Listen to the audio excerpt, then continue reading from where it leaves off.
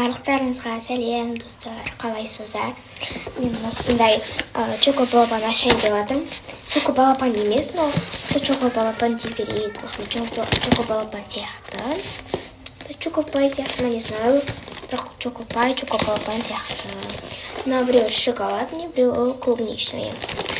Біз бірінші давайте мына ішкім келіп тұр, осын ашайық, давайте вместе. Вот.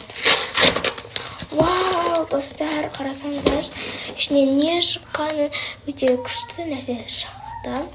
Бұны мен бөлек ауза жасайтын болдым. И бізде осындай